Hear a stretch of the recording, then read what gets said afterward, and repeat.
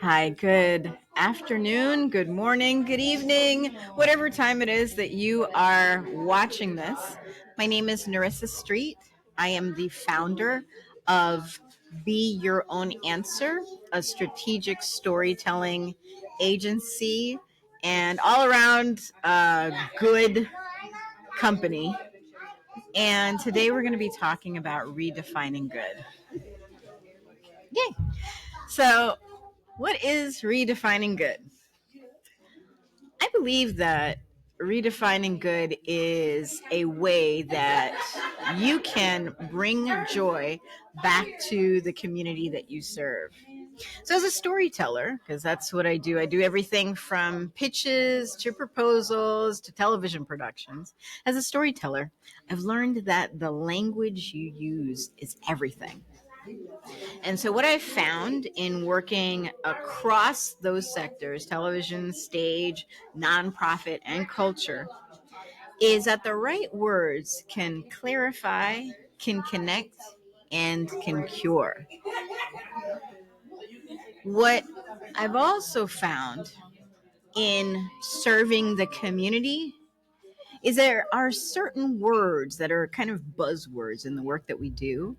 And those buzzwords are keeping our clients constrained when we could be freeing them, right?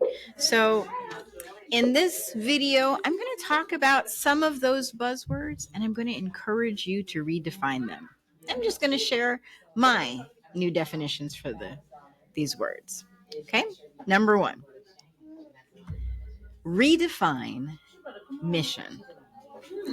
In the nonprofit world, mission is supposed to be the driving force, is supposed to be the way that we approach the work that we do. However, when you're looking at your mission and your mission is not freeing you to do the work, but constraining you into a limited view of your clients, the mission is not serving you. So, mission, as opposed to just being the way that we approach the work, needs to also be the way that we let the work define us. It is an incredible thing to be driven by a mission, but we also want to make sure that the mission that we're driven by is also in alignment with who and what we are. Our next word, which is one of my favorite, redefine capital. Right? So, capital, if you know what the definition is the money and the funding that is used to support that mission.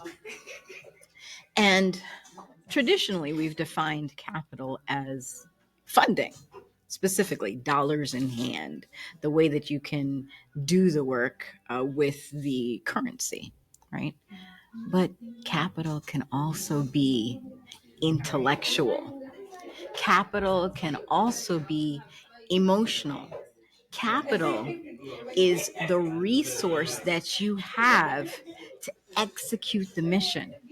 And if the only way that you're defining capital is by funding, you are missing the possibility to expand your mission using something called in-kind resources, which are the resources that are not direct money. Okay? The next term that we're going to redefine is data, also known as evidence. Those of us who write grants know that a big part of the grant is the data and the evidence for the need that you have, right? And so a lot of the data are numbers, right?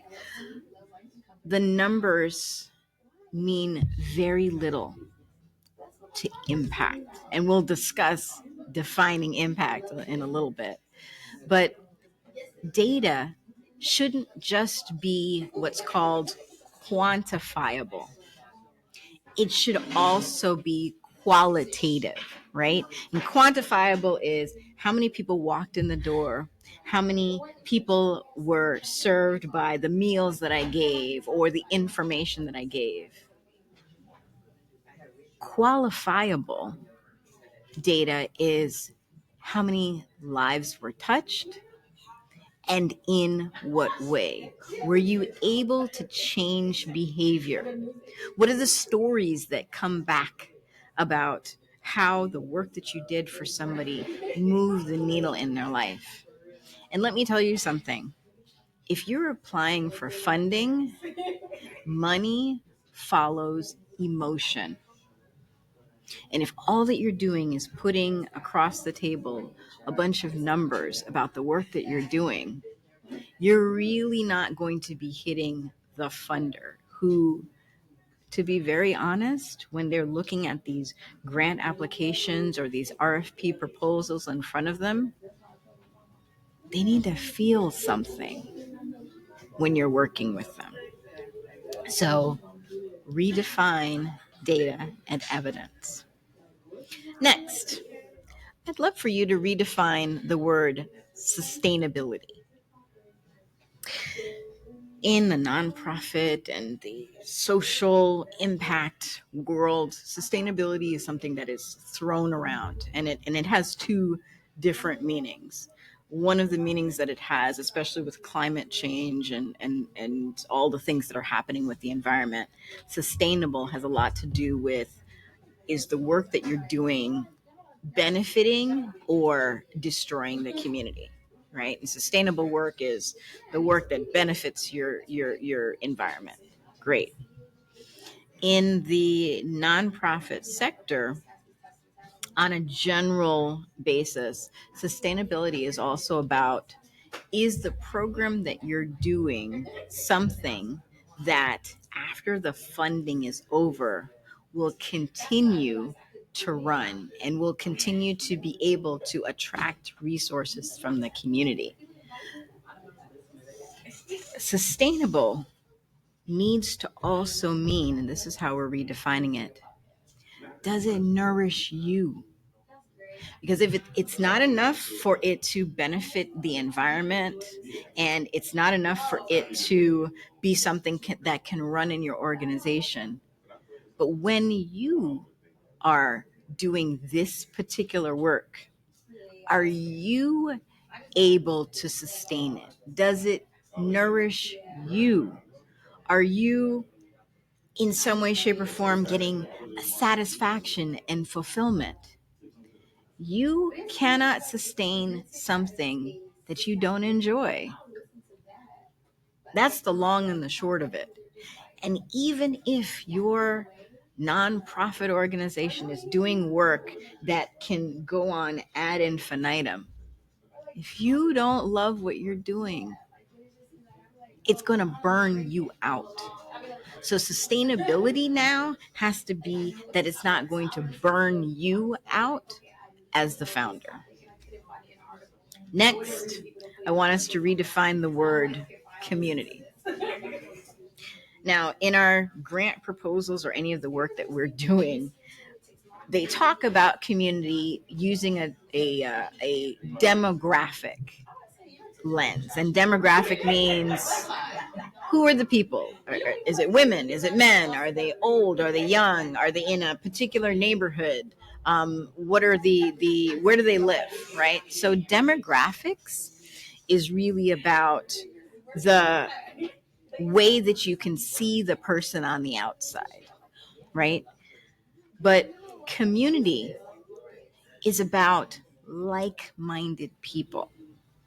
And more, the work that we're doing, in order for it to be sustained, you need to be able to create a community around the cause. I've said before that the problem that you're obsessed with is the community that you're blessed with. Problems and are opportunities for us to come together, right?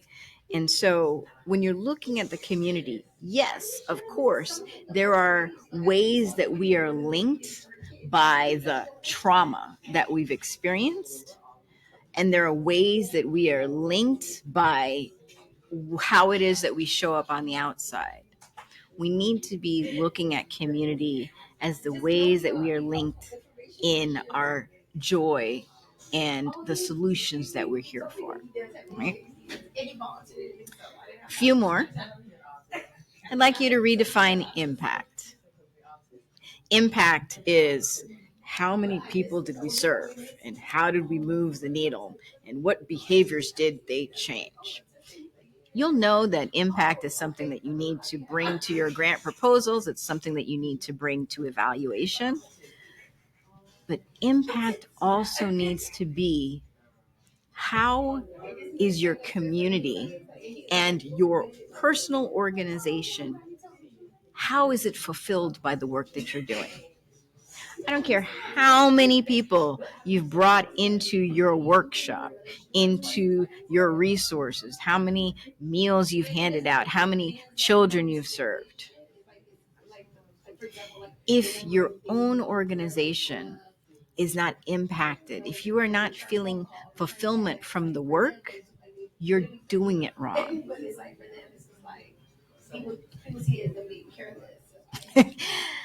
Impact needs to be something that is not just for other people, but for you as well. That goes back to sustainability. If you don't feel fulfilled and impacted, then it's going to be hard for you to show up every day for the work. One more, two more. I'll give you two more. Last one. Power. Let's redefine power. Power has been defined as the ability to do. But power, as far as nonprofit, as far as social impact, as far as the work that we want to do in order to better our community, should not just be about the outer things that we're able to accomplish. It also has to be about a personal agency that we now have. When you are bringing power to a community, are the personal, individual people in that community able to speak up for themselves? Are they telling stories that reframe in a beneficial way their communities, their lives, the things that are important? Are they able to show up to the ballot box if necessary? Are they able to show up in the places and gather the resources that help them live the lives that they want to live? Power is not just about the external things that I am now able to do, but power has to be my personal ability to speak life and possibility for myself without you.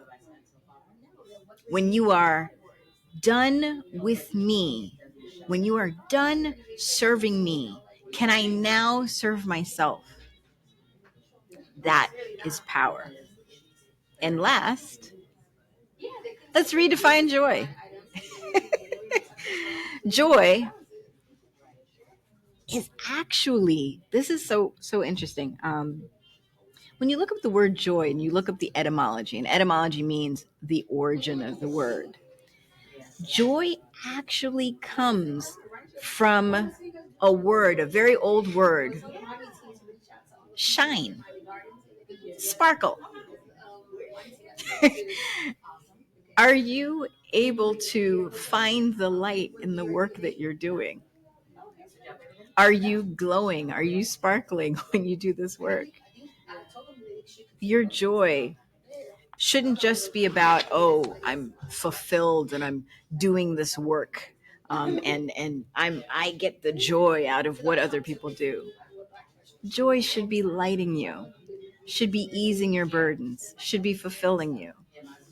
And so I'd like you to redefine joy as something that is personal and nourishing to you. So that was our redefining good. We talked about redefining your mission, capital, data, sustainability, impact, community, power, and joy. Please, before you step into any work that you do, think about the way that you're doing it and make sure that you're doing it in a way that fulfills you. I've said this a few times. You do not have to start another nonprofit. In Broward County alone, there are over 1,000 nonprofits. One of them is doing something that you're in alignment with. And so I'm hoping that in part of the redefining good, you align yourself with an organization that is doing the work that you want to do, and you help them expand their mission. Thank you so much for listening. My name is Nerissa Street, and you can find me everywhere at Nerissa Street, Instagram, LinkedIn, and everywhere else. And my company, again, is called Be Your Own Answer. Bye.